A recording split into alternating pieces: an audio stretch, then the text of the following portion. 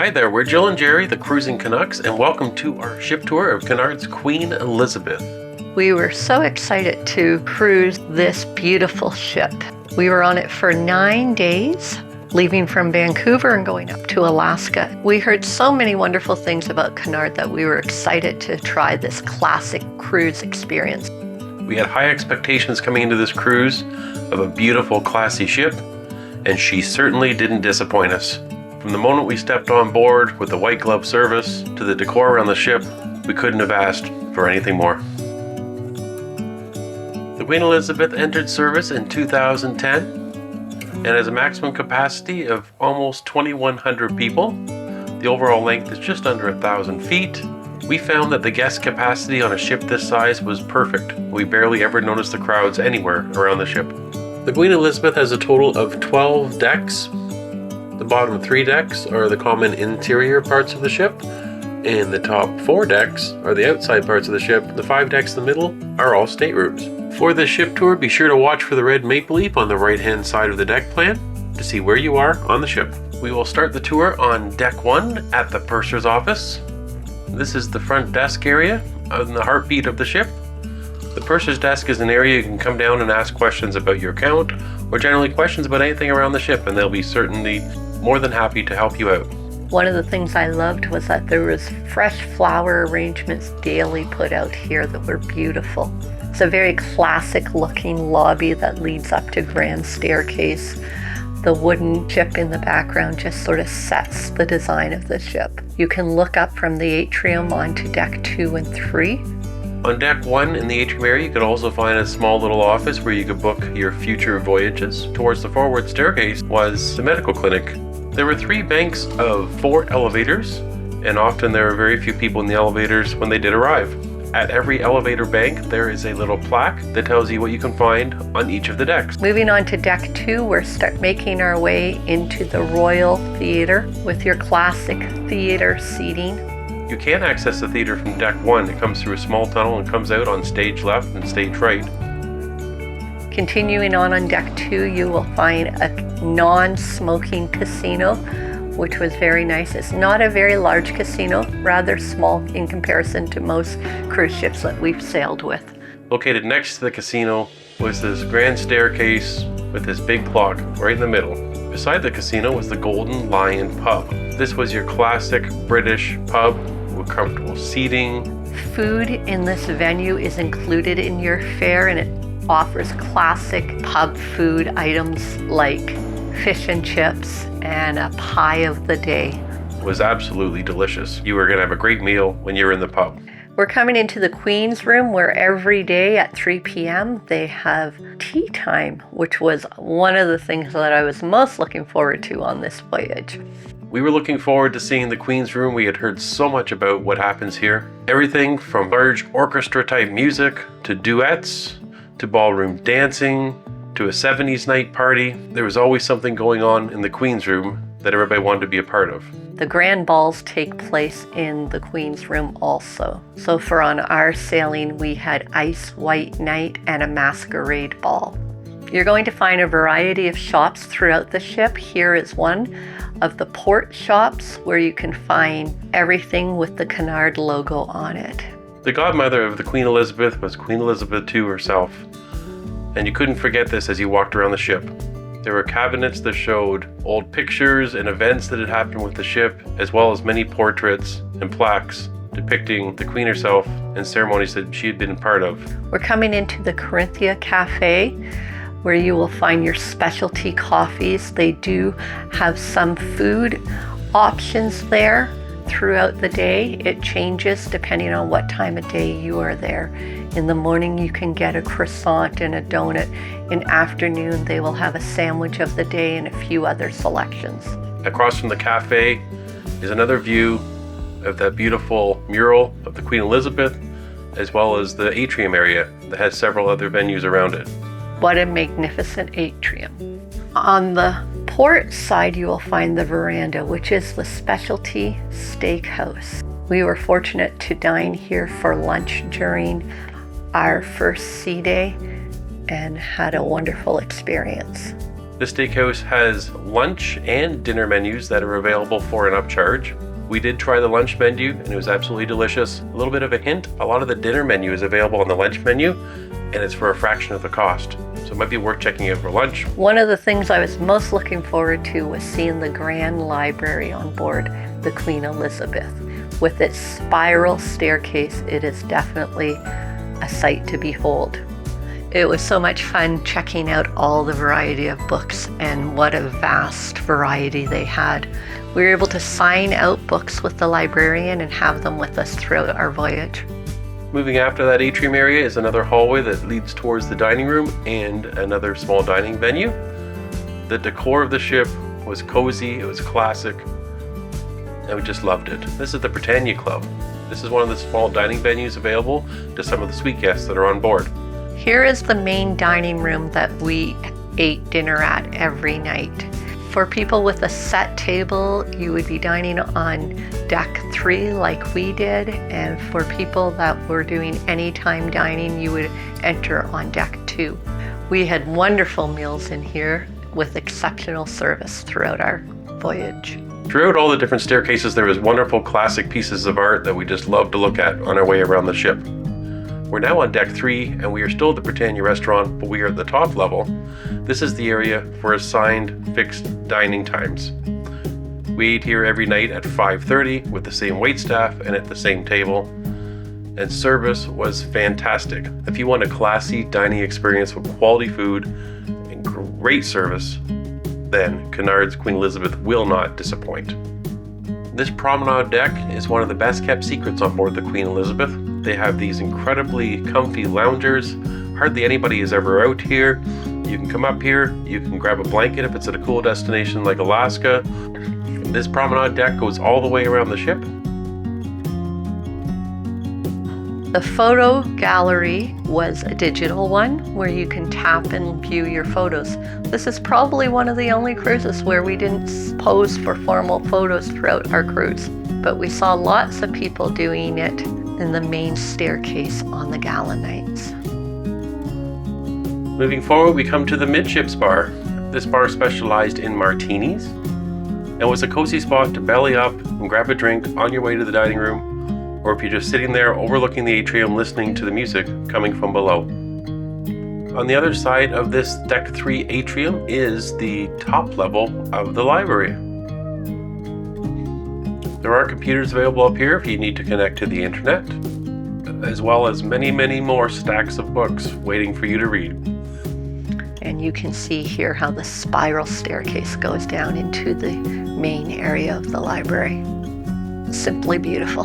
They do lock up the cabinets from the books when the librarian is not in. The collection of books here was just incredible. Everything from James Patterson back to Charles Dickens. And if you want to do a puzzle, that's available as well.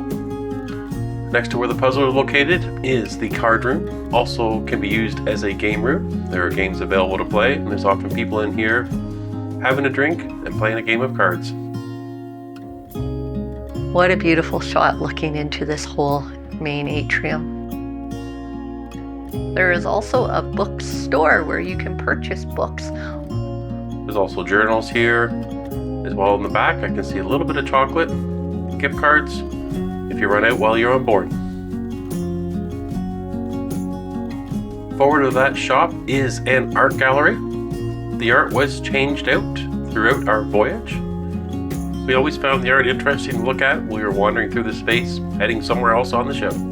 Walking through the art gallery on deck 3 brings you up to more of the shops with an overlook into the Queen's room. You can buy anything you need in the shops, from items that you may have forgotten to bringing your cosmetic bag to new watches to clothes, however which way you want to spend that onboard credit. Farther forward is a view across to even more shops and the atrium below with the casino and that clock. Here we're coming into the top level of the Royal Court Theatre. They had some really unique seating here that we weren't quite sure about. You can't really see the stage or the theatre here, but they did give you a TV screen if you wanted to sit back here. Some interesting sofas that were comfortable, but facing the wall, so it was very strange for us. These would come out to these theater boxes that were available to rent during the production shows, where they would serve champagne and hors d'oeuvres as you took in a show. We did try out these box seats a couple times. The only problem was the glass that interfered with a clean view down to the screen. But the shows we saw in the theater here were absolutely fantastic. On our 9-day voyage, we saw 3 production shows and multiple special guests. Decks 4 to 8 was where you found most of the passenger cabins. Each one of these decks had its own laundry room, where laundry was available for free with laundry soap provided. Here we are on deck 9, and this is the buffet area. The Lido buffet could get busy, especially during sea days. But the hours for the pizzeria was very restrictive. They weren't open all night long or throughout most of the day like other cruise ships. You could order pizzas. They often took 20 to 40 minutes to make. The buffet is a self-serve buffet. The servers do not serve you. It wasn't my favorite buffet by any means. I found that it was small or laid out incorrectly, and that there was some wasted space, and so it's kind of hard to maneuver around the people and to get things here.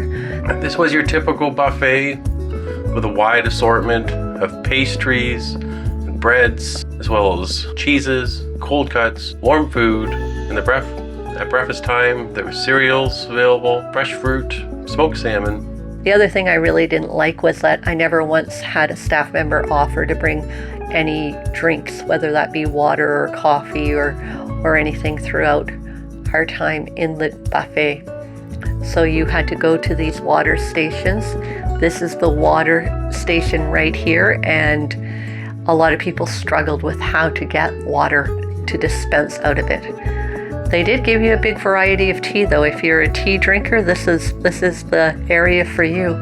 The Lido pool grill has hot dogs and hamburgers to made. You can also get them served up with French fries or onion rings. We tried out the burgers and dogs here, but we didn't find them as good here as they were down in the Golden Lion pub. This is the aft pool, which we enjoyed sitting in the hot tub on our Alaskan voyage and sailing out here in the beautiful sunshine. I can imagine it would get really hot though if we were in the Caribbean, because there's no shade back here. The pool water temperature was kept at a relatively warm level, which was very enjoyable for our Alaska cruise.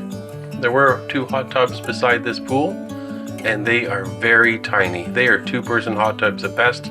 With 4 people in there, there's hardly any water left, and you'll be knocking knees.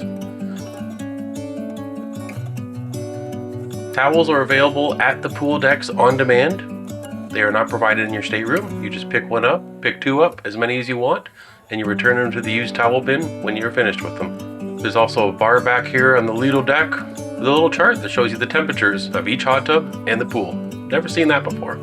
I love the way the men's and ladies' restroom signs show you which is which. They're all dressy, fancy pictures on the doors.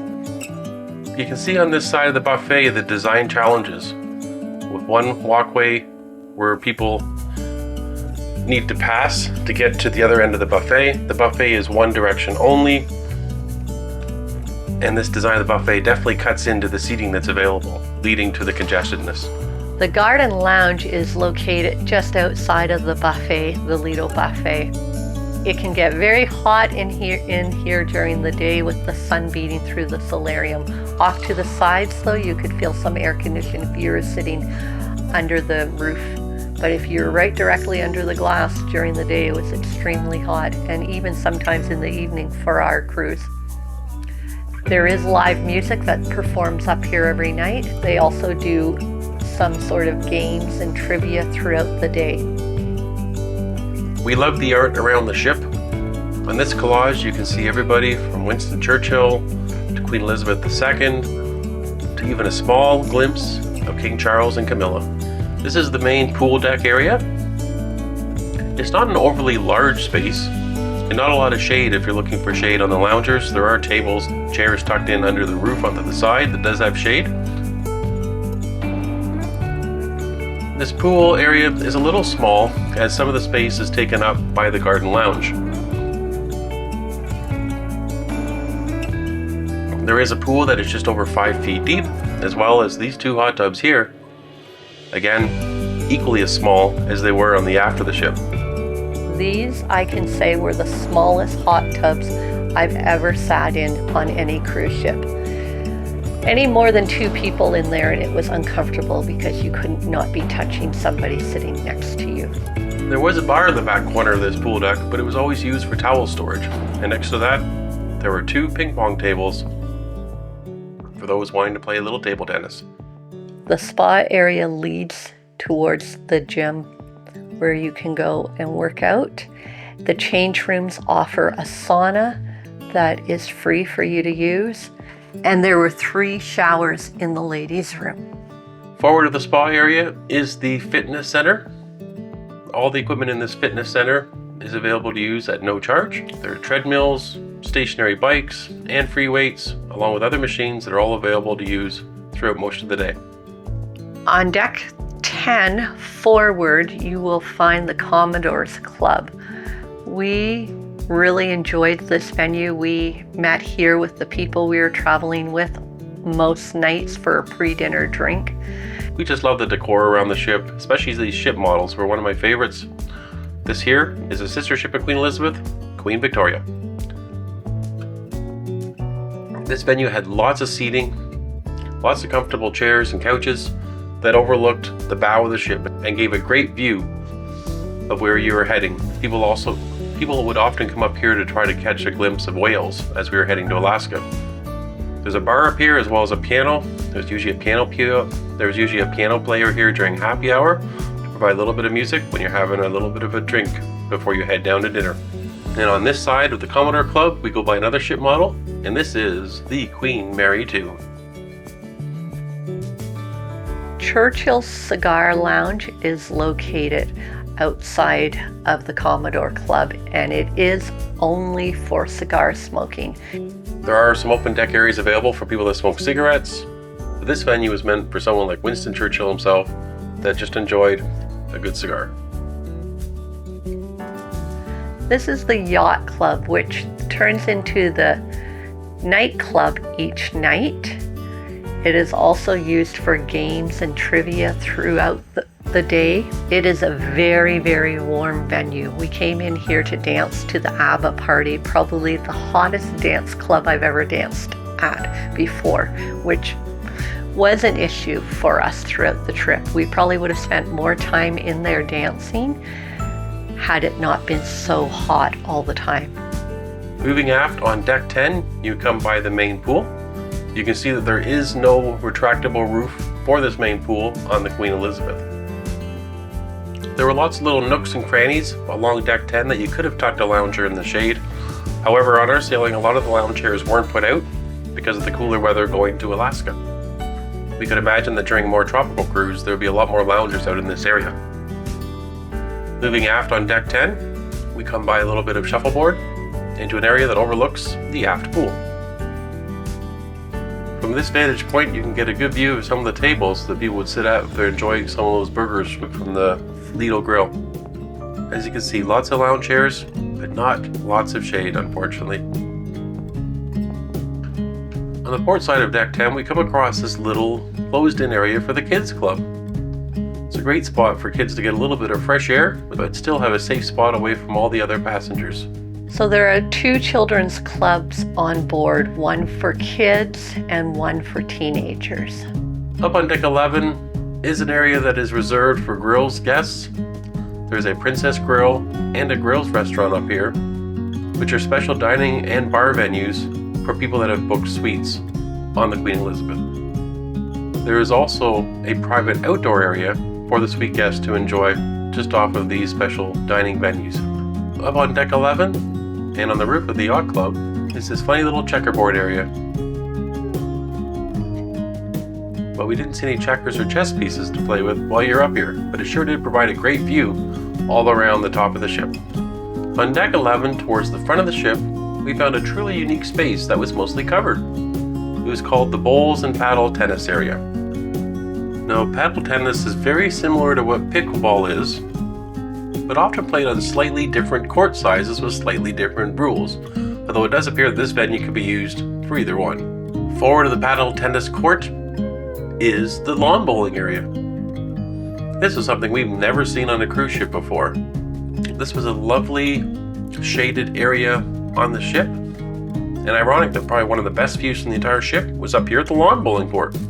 As like the rest of the ship, the decor was so classic. Definitely felt like you're still on a Cunard ship. And something else unique that we've never seen was croquet on a cruise ship. We never did make it up to watch people play any of these sports near the bow of the ship. But what a special spot this was. Well, thank you for joining us on our ship tour of Cunard's Queen Elizabeth. We were thoroughly impressed with this ship. At every turn, it was classy, elegant, and so totally appropriate to the classic style of cruising. We never found the ship crowded or overly busy at any times except maybe at the buffet and the Lido grill at lunchtime. Even on a sea day, you'd be left wondering where everybody is because you never came across a lot of people in any one spot. Queen's Room can be busy on the formal nights, but that's to be expected as everybody shows up to see such an elegant event. Thank you for watching our ship tour on Cunard's Queen Elizabeth. We thoroughly enjoyed our time on board this beautiful classic cruise ship. It was truly a wonderful cruise. We loved this ship and would cruise on her again in a heartbeat. If you're cruising on Cunard's Queen Elizabeth, have a wonderful cruise and happy cruising.